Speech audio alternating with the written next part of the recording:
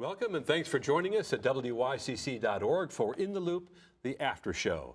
Our guest today, journalist and TV radio host Daryl Denard, president of Media Pros 24/7 Ann Kavanaugh, and community activist and educator Anna Maria Soto. Welcome, everybody. Thank you. So the Illinois Tollway this week has started putting out in the newspaper, radio, television, the names of those violators who speed through the toll booths or the iPaths and don't pay. Public shame and embarrassment. Daryl, good idea? I think that there's no true public shame that goes along with that. Now, if you happen to have that same list and all they're doing is taking a page out of those people that tend to be busted for prostitution. And so people will go, well, they didn't pay. So what do I care? I believe that the government's trying to take too much money with me to begin with. So I don't think that it has that same scarlet letter, if you will, impact. But these people are violating the law. They are violating the law, but there are many people that say, more power to them if they can get away with it. There isn't that scarlet letter, that badge of shame that's associated with somebody not paying a speeding ticket or not paying the toll ticket as opposed to being busted for prostitution. And would you be embarrassed if your name was in the paper as one of the worst scofflaws of the tollway? Absolutely. But you know, I looked at the list and it's mostly big trucking companies and they owe over 200 grand. So we're not talking about, you know, a person that goes through there once or twice. And I was a little on the fence with it until I saw the list. And these people really are gaming the system. I mean, $200,000, they are claiming they didn't get notices. I know accidentally I went through it one time. I was unfamiliar with the thing. I didn't have the iPass with me. And they were on my butt right away with that notice that I had to pay. Anna Maria, how big a motivator is shame? Shame is a motivator for me, but for the shameless, it's not. And maybe these companies or individuals really don't care or read the paper. So I don't think it's a great motivator for them.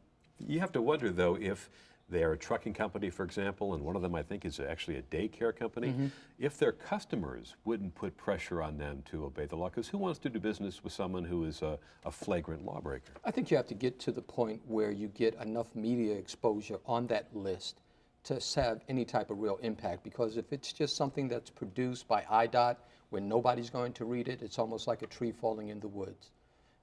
But if it's something that's going to get a lot of traction in terms of them buying ad time on television and on radio and saying, here's the list of everybody, so that way it has just millions of impressions, then it's going to have an impact. And would you leave your child at a daycare center that's known for violating the law in this way? Ann? No, because I think, what other kind of scam are they trying to pull? One other topic we want to get to, we're getting back to school. We talked about that earlier. And now colleges, some in Texas and some other states, are looking at the idea of exit exams. We've heard of exams to get into college. Now they want to test you on the way out. What do you think, Anna? I think it's a great idea. I did it myself. Where I went to college, you had comprehensive exams for your major. And it's just another way of checking the quality of your education. You pay hundreds of thousands of dollars for it, and why not know that you are getting what you're supposed to get? Why are good grades not enough? Because there's a different quality of education of colleges. So the quality between one college and another could be very different.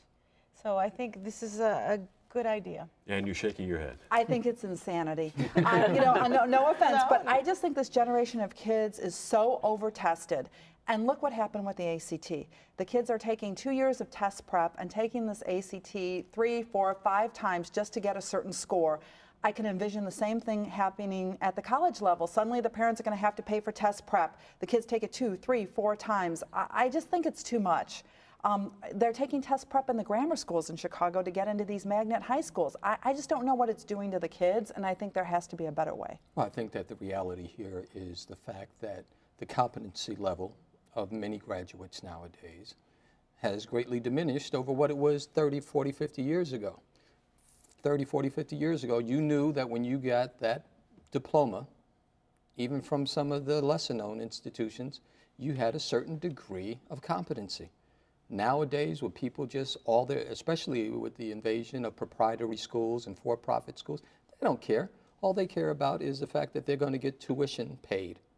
And so consequently, they end up just funneling people through the system. And as they funnel people through the system, they end up graduating folks that really don't have any basic skill sets upon graduation. So that's why people are talking about resorting to something like this. But with so many majors, you wonder how they could possibly do a standardized test that would fit all. Well, probably it's a basic skills. Can you read, write, and do some basic computations that would be a very basic source of knowledge, right? And the majors are a different, more in-depth into that. After spending all that money on tuition, I would hope that you can read. But you can't be assured. Yeah. And this is based also on critical thinking and communication, which in some cases people may or may not be good at. But the test also is voluntary. So how will employers be sure? I mean, if you didn't take the test, you may still have the competencies, but you just chose not to take it. Yeah, I just think we're an over-tested culture, and where has it gotten us? I mean, today there's inflated scores on the ACT. You know, how many kids do you hear that are over 30? When I was in school, nobody was over 30 except the geniuses. Today, you know, half the class is over 30 because of the ACT prep. But what does it all mean? And on that note, we have to leave it. Thank you so much, Daryl Denard, Ann Kavanaugh, and Anna Maria Soto. Thank you for your time. Thanks and goodbye.